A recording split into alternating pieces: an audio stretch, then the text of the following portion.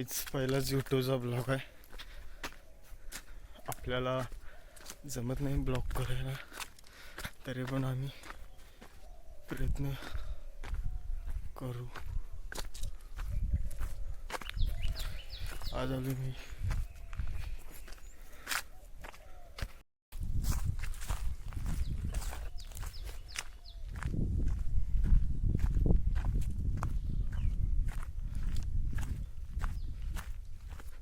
सवर निसर्ग.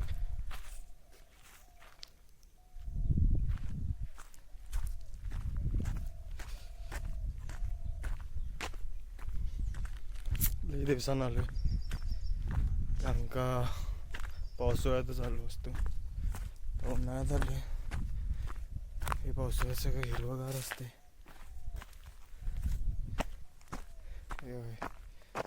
हिरवगार असते सगळं. उन्हाळ्याचे सगळे पेटल्यात असतात डोंगर बिंगर, पाण्या बिण्या सगळी झडलेली असतात. नवीन पलवी पाण्या फुटत असतात.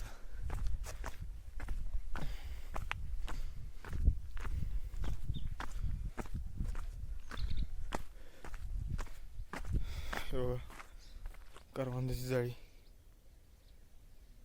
आता कुठे चालू झालेले आहेत. मोर आलेला आहे, त्यांना अजून पिकले नाहीत.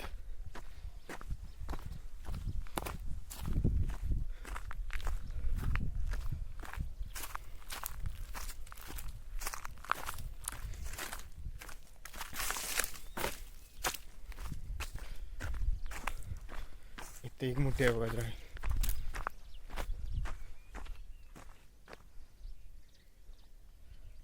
उन्हाळ्यातच तेवढी करवंदाची जाळी हिरवीगार असते, नाहीतर सगळे झाडे पांढरी झालेली, सगळी झाडे वाळलेली असतात. हे बघा सगळं वाळलेलं आणि हा एकच तेवढी हिरवगार आहे.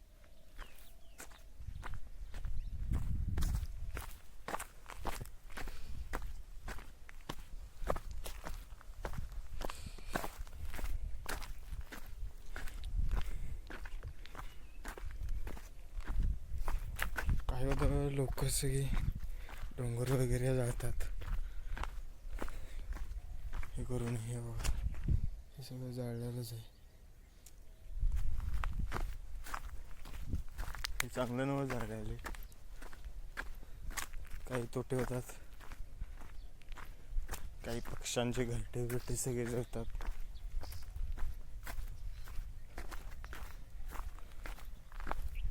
बाकी काही नाही. हे बघा इथे एक झाड आहे डोंगरात, असंच एक करवंदाचं हिरवगार आणि दुसरं हे आंब्याचं झाड हिरवगार. याला आंबं लागले, ज्याला आंबं लागायला सुद्धा चालू झालं काही.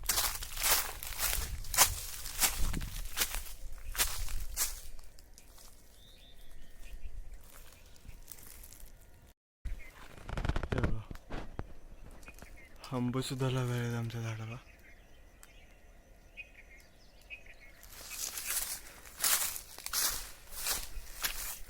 परंतु हे आत्ता तोडून चालत नाहीत, कारण का पहिला मान हा गुढीपाडव्याच्या ह्याला असतो, गुढीपाडव्यालाच तोडावं लागतं. हे बघा सगळं सगळं वाळलेलं आहे साईडने, सगळं ऑल. आणि हे एवढं एक झाडानं तुम्हाला मागाशी दाखवलेलं करवंदाचं झाड तेवढंच हे आहे, हिरवगार आहे. आणि याला लई लवकर आंबं लागलेले आहेत. हे बघा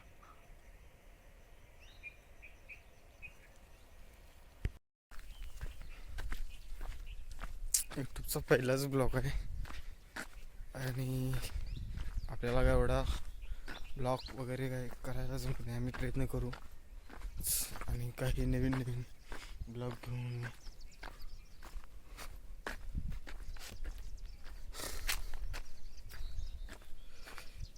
काहीतरी वेगळं करून बघूच.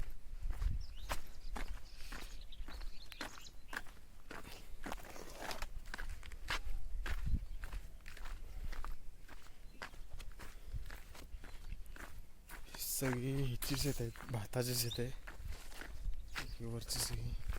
हे पावसाळ्याला पावसाळ्याला तेवढेच हिरवीगार असतात भरभरून, कारण उन्हाळ्याला कोण यांच्याकडे लक्ष देत नसतंच.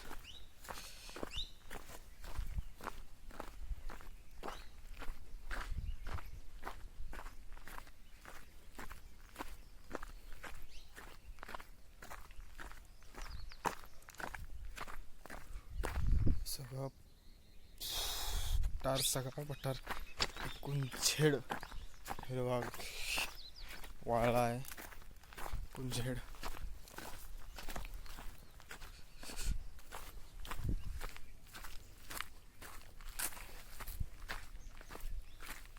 शिवाय ही भाताची ही जी कापणी असते ती कापणी उरलेली असते त्यामधून.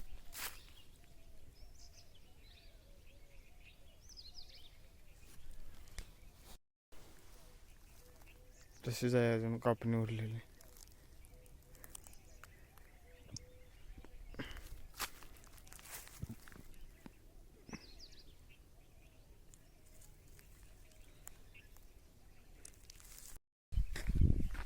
असंच फिरत आल्याला बघूच म्हटलं जाऊन जरा काय शेत वगैरे कसे काय आहेत, कारण का एकदा इथून भात कापून नेलं पावसाळ्याचं की परत इकडे कोण येत नाहीत. एक फेरफटका मारून येऊन जाऊ बोल.